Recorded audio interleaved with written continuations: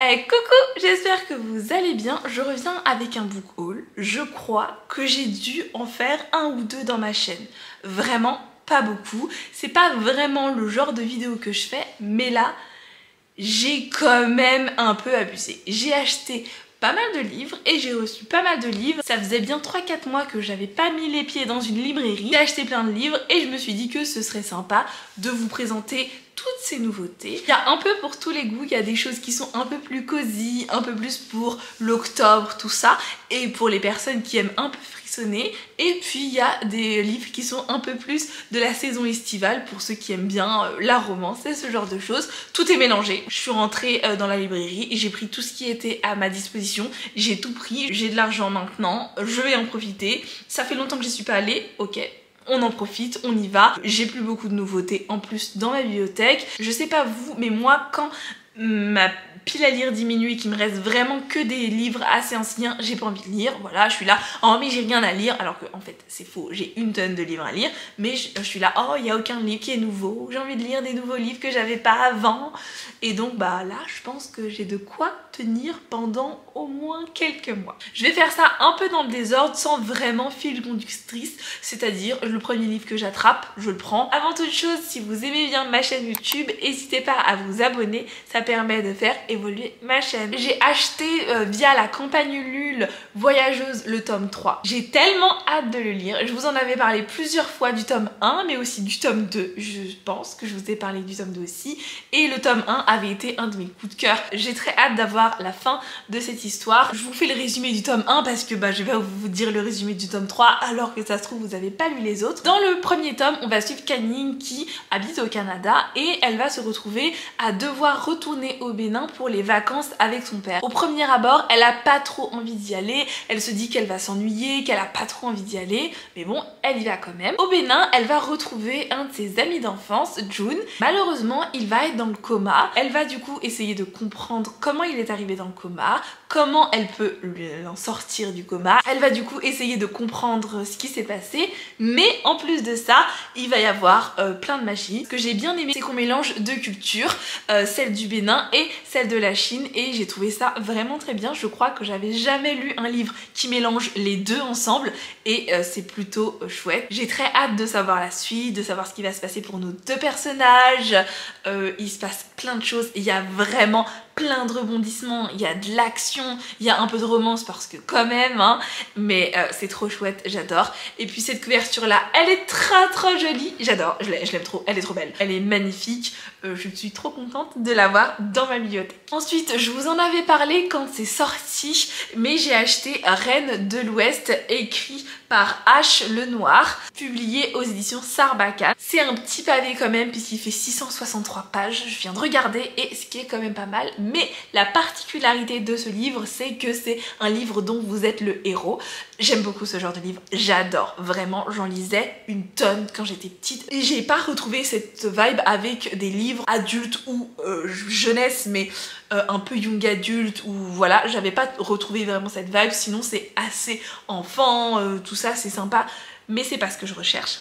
Et là, c'est exactement ce que je recherche, donc j'ai trop hâte de pouvoir le découvrir. Je me demande du coup qu'est-ce que je vais pouvoir faire comme choix. Peut-être que j'en ferai un vlog, parce que je trouve ça assez sympa en fait comme thème. Je sais pas encore trop si j'en ferai un vlog. Dites-moi si vous avez envie que j'en fasse un vlog et que je vous dise du coup que c'est pas mes choix, mais qu'est-ce que j'en pense. Si le livre dont vous êtes les héros en version comme ça, c'est assez sympa. Bref, dites-moi dans les commentaires. Dans cette histoire, on est à Boston en 1892. On incarne une jeune fille qui est plutôt de bonne famille, curieuse, mais qui est totalement contre le mariage. C'est vraiment pas son truc. Ça tombe bien puisque le Grand Ouest, l'aventure, c'est ce qui nous attend. On va évidemment se fourrer dans le pétrin puisqu'on va rencontrer plein de monde et je suppose qu'il va y avoir des petits micmacs. J'ai hâte du coup de découvrir quels sont toutes les petits micmacs et toutes les aventures qu'on nous réserve. Et à la fin, on verra bien ce qu'on devient, peut-être une épouse responsable, institutrice, chercheuse d'or ou encore reine de l'Ouest.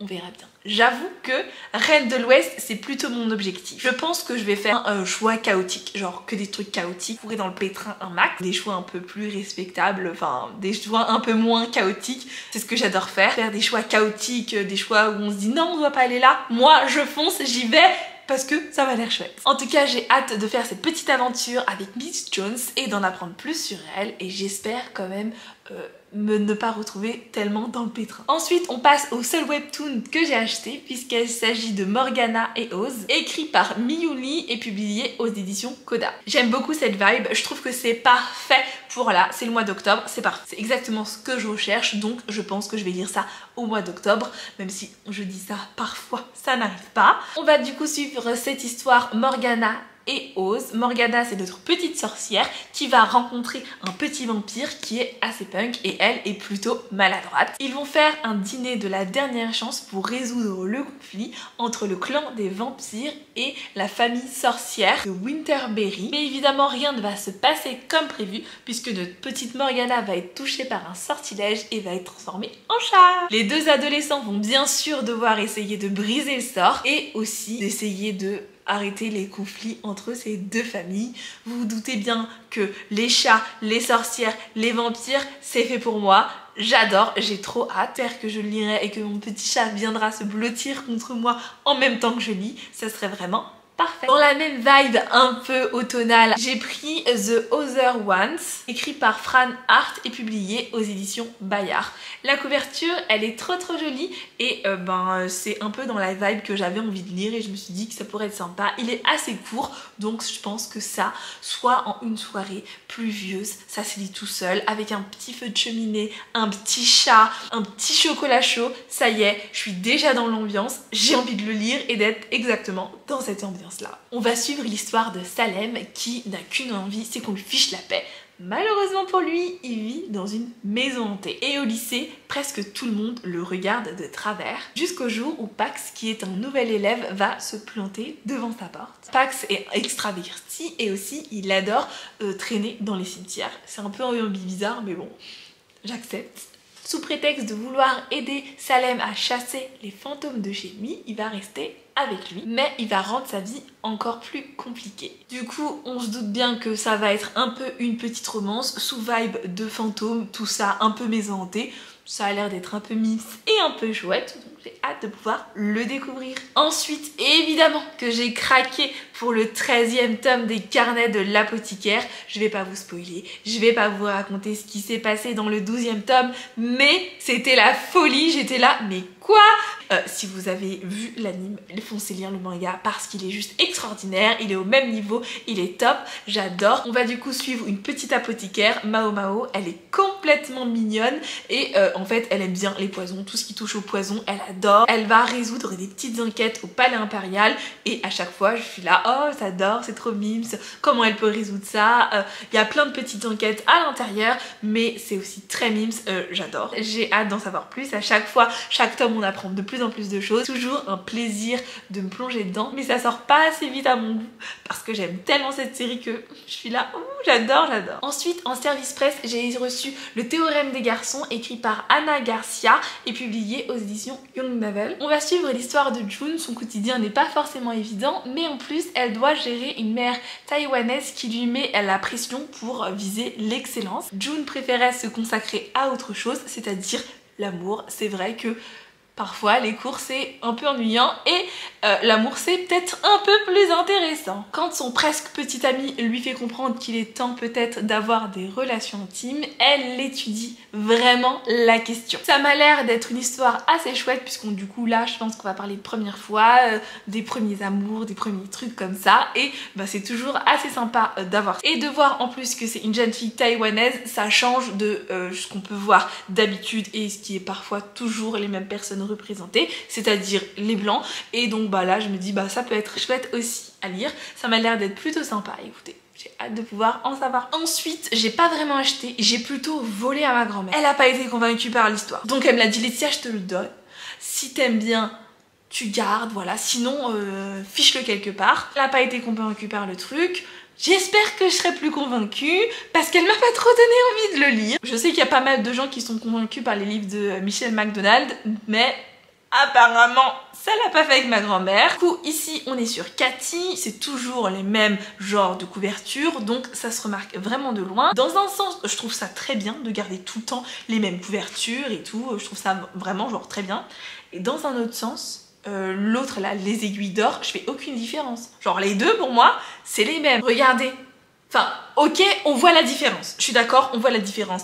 Mais c'est tellement la même vibe que moi, les deux, c'est pareil. Enfin bref, je sais pas pourquoi je parlais de couverture, mais c'est vrai que des fois, je les confonds. Dans Cathy, on va suivre Philomena qui va recevoir une lettre de son riche grand-père qui craint pour sa vie, qui est désormais aux mains de crapules sans pitié. Les slaps. Elle se précipite à sa rescousse, évidemment, elle est bien gentille. Mais le temps presse car Cathy est douée du don de voyance. Elle est sur le point d'arriver à ses fins. Démarre alors une traque à travers l'âge d'or américain. Mais en fait, qui poursuit qui dans l'affaire? Car finalement, personne n'échappe à Cathy la Furie. Ma grand-mère, elle a pas trop aimé. J'avoue, ça donne assez envie. Je sais pas exactement ce que ma grand-mère, elle a pas aimé là-dedans. Mais bon, moi, ça me donne plutôt envie. Donc on verra bien si j'ai le temps de le lire. Ensuite, la seule BD, mais pas des moindres de ce haul, puisqu'il s'agit de Racine, écrit par Loulubi et publié aux éditions Delcourt. Pour être totalement transparente avec vous, j'avais demandé le service presse sur NetGalley et en fait je me suis dit c'est pas possible, j'ai envie de soutenir, il a l'air d'être trop chouette, je le veux, et donc je l'ai pris sur NetGalley et je ne l'ai jamais lu. Youtubeuse en carton, mais je me suis dit que j'allais l'acheter parce qu'en fait j'avais envie de sentir le papier, j'avais envie de voir les détails beaucoup. Même si avec mon iPad on pouvait très bien voir les détails, j'avais envie de l'avoir avec moi. Donc je l'ai finalement acheté, mais je ne l'ai toujours pas lu. J'attendais de l'avoir en version physique. On va suivre du coup l'histoire de Rose qui a les cheveux crépus et qui rêve d'avoir les cheveux lisses. Elle est prête à tout pour se conformer aux normes sociales, et échapper au sexisme et au racisme, quitte à gommer son identité métisse. Comment vous dire à quel point c'est bien. Cette histoire m'a l'air trop bien, ça m'a l'air de totalement correspondre à moi, genre c'est fou, mais de me dire ok bah peut-être ça aurait pu être moi qui aurais pu écrire ce livre, je sais pas dessiner donc non, dire mais en fait je pense que ça va se confronter totalement à mon vécu. Alors ok, j'ai les cheveux bouclés, j'ai pas les cheveux crépus, mais tout de même je pense comme beaucoup de personnes, j'ai voulu avoir les cheveux lisses. Je les ai lissés pendant des années et des années, quitte à les massacrer et à me retrouver avec des coupes abominables parce qu'il fallait bien que mes cheveux repoussent alors qu'ils étaient complètement abîmés. Je vous montre juste rapidement quelques planches. J'espère que peut-être les dessins sauront vous convaincre. En tout cas, moi, j'avais pas besoin des dessins pour me convaincre. J'avais juste besoin de voir cette couverture, du résumé et hop, dans mon panier. Évidemment que j'ai acheté Toi et moi l'Apocalypse, écrit par Goodnight C'est Lullaby et publié chez les éditions Ozu. Si vous en avez pas encore entendu parler et si vous ne l'avez pas encore acheté, qu'attendez-vous? C'est parfait pour maintenant. Genre il y a des zombies. Genre c'est parfait. Vous vous dites oh en octobre il fait froid. Zombies. Paf. Octobre, novembre, décembre. Bon des fois un peu de romance de Noël. Mais sinon zombie c'est trop chouette. Je la suis sur les réseaux sociaux et j'avais aussi envie de la soutenir parce que bah je sais pas elle est mimes. Donc voilà. Dans cette histoire on va suivre Martha et Rory qui vivent d'amour et d'eau croupie. C'est pas terrible, mais on fait ce qu'on peut. Elles sont seules contre les morts, mais aussi contre les vivants. Donc elles ont un peu de double peine parce que bah, elles sont un peu toutes les deux contre le monde. Elles sont en plein apocalypse, mais elles sont ensemble. Déjà, il y a un progrès. Par contre, la santé de Rory se dégrade de plus en plus et sa petite amie craint le pire. Est-ce qu'elle va se transformer en zombie ou casser sa pipe? On ne sait pas, mais il faut lui trouver un remède. De refuge en ville-mère, entre crise de panique et fou rire, les deux jeunes femmes vont se confronter à la cruauté du monde d'après. Ça m'a l'air d'être chouette. Il y a l'air d'avoir un peu de sang. Parfait pour Halloween. La couverture est plutôt mignonne et j'avoue que ça me donne trop envie de le lire, donc j'ai trop hâte. En parlant de personnes que je suis sur les réseaux sociaux, évidemment que je ne suis pas passée à côté de la dernière sortie de la bouquetillaise, soit Elodie Aude Arnola. How to Fall for Her, désolée pour mon accent anglais, publié aux éditions Nisha. Ça, c'est un beau pavé, hein. On est plutôt sur une romance, oui. Je passe de zombie à romance dans cette vidéo, mais c'est pas grave. On va suivre l'histoire de Hayden qui a perdu un peu toute sa joie de vivre. Il est renfermé sur lui-même et il repousse toutes les personnes qui l'approchent, que ce soit sa famille ou encore ses amis. Il va faire la connaissance d'Iris, sa nouvelle voisine qui, elle, est un rayon de soleil. Hayden est incapable de détourner le regard d'Iris. Trop mimes! Et en même temps, on va suivre Iris qui, elle, est solaire, comme je vous ai dit, pleine de vie et qui est intriguée par son voisin qui est seul et tourmenté. Iris en est sûre, Aiden cache une autre facette de sa personnalité qui est bien enfouie en lui. Cette face qui cache en lui attire Iris et elle meurt d'envie de le découvrir plus. Bref, une histoire d'amour qui m'a l'air d'être assez mime. J'ai trop hâte de pouvoir les découvrir. En plus, tous les deux, ils sont noirs. C'est écrit par la bouquetillaise. Bref, je sais même pas quoi dire de plus, mais c'est trop bien. Ça va me rapporter un peu de soleil et un peu d'amour, même si j'ai déjà beaucoup d'amour dans ma vie. Mais ça va me rapporter encore plus pendant ces longues journées pluvieuse. Ensuite, il y a Sans filtre et autres mensonges, écrit par Crystal Malodonna et publié aux éditions Young Navel. Je l'ai reçu également en service presse. Dans cette histoire, on va suivre Kat Sanchez qui a 16 ans et qui se sent un peu mal dans sa peau. Elle est métisse, grosse et pas du tout populaire et c'est assez dur à son âge de ne pas se comparer aux autres. Pour rien arranger, elle doit essayer de gérer avec les sentiments de son meilleur ami, mais aussi sa famille dysfonctionnelle. Elle jongle comme elle peut en accumulant les petits mensonges et elle va en faire un plutôt gros puisqu'elle va se créer un faux profil Instagram avec la tête d'une connaissance. Du coup, les résultats vont être assez différents sur son propre compte Instagram, donc ça va quand même lui créer des problèmes. C'était vraiment trop chouette. Je l'ai déjà lu. Je vous en fais la review vidéo semaine suivante. Je vous en fais la review. Bien, genre j'étais à ça du coup de cœur quoi. Ça. C'est vraiment pas beaucoup, mais c'était trop bien. C'était trop chouette. Il y a de l'amour. Il y a des faux profils Instagram, mais il y a aussi des mensonges. On parle aussi de la famille, on parle aussi des secrets de famille, on parle aussi du coup de mensonges et de secrets, on parle aussi de photographie, d'Instagram, réseaux sociaux, de confiance en soi. Ça se lit tout seul. Vous pensez que c'est gros comme ça, vous dites oh il y a quand même beaucoup de pages, je vais lire ça en une semaine. Que nenni, j'ai lu ça en 2 jours. Et encore, j'aurais pu lire ça en 1 jour, mais fallait bien dormir et faire une pause, donc je l'ai fumé et il était trop bien. Ensuite, je vous avais dit que je voulais l'acheter depuis longtemps. Et le voilà, il est là. Après des années à me dire oui je vais l'acheter, le voilà, je pense qu'il est parfait pour cet automne. Il est là, présent, mince, j'espère qu'il est vraiment très bien. Donc vous voyez à la couverture, c'est Les Jumeaux de Croche-Mort, écrit par Cassandra O'Donnell et publié aux éditions Flammarion Jeunesse. Cette couverture, elle est trop jolie. À chaque fois que je la vois, je me suis dit oh il faut que je l'achète, c'est trop beau, j'adore. Je pense que ça c'est un livre que tu lis en une traite. Enfin, que je lis en une traite, parce qu'il y a d'autres personnes qui ont un rythme différent et une vie différente de la mienne. Mais moi, ça, je le lis en un dimanche pluvieux. C'est terminé. On va suivre l'histoire de Silence et Auriel qui, après des années d'exil, sont soudainement rappelés au manoir familial par leurs grands-parents dont ils ignoraient l'existence. Les jumeaux ne se sentent pas forcément les bienvenus, mais en plus, ils découvrent qu'une terrible malédiction s'est abattue sur la ville. Ça m'a l'air d'être chouette. C'est vrai que comme ça, on se dit, il n'y a pas beaucoup d'infos dans le résumé, mais c'est pas grave, la couverture parle pour moi. D'accord? La couverture parle pour moi, elle est là. Oui, lis-moi Laetitia, lis-moi. Et du coup, je suis là. Ok, je vais te lire ma belle. J'ai vraiment trop hâte de pouvoir le lire. Vous voyez cette ambiance un peu automnale, ça m'a l'air d'être parfait pour ça. Donc j'ai hâte de pouvoir découvrir cette histoire. J'ai pas grand chose à vous dire parce que, à part ce qu'il y a écrit dans le résumé, je n'en sais pas plus. Et vous allez vous demander pourquoi j'ai tellement envie de le lire. Et figurez-vous que j'en sais rien, alors que j'en sais pas plus ce qu'il y a écrit dans le résumé. Genre vraiment pas plus. Et j'ai même pas lu vraiment de review sur ce livre. Tant j'ai vu des photos passer, mais je les ai pas forcément lues. Et voilà, on arrive à la fin de ce book haul. C'était beaucoup quand même. Je me dis, oui c'est vrai, j'ai un peu abusé, mais c'est pas grave, il faut savoir se faire plaisir dans la vie. Donc c'est très rare que je fasse ce genre de vidéo parce que en fait habituellement j'achète les livres 2 par 2 mais dans le mois, vous voyez. Donc ça fait des rentrées régulières, pas une grosse rentrée d'un coup de livres. C'est aussi pour ça que je fais pas de book haul parce que c'est pas mon mode de consommation. Et là, voir que j'ai autant de livres qui sont arrivés en l'espace de même pas 1 mois, ça fait beaucoup. Puisque la majorité des livres, je les ai achetés là dans la semaine.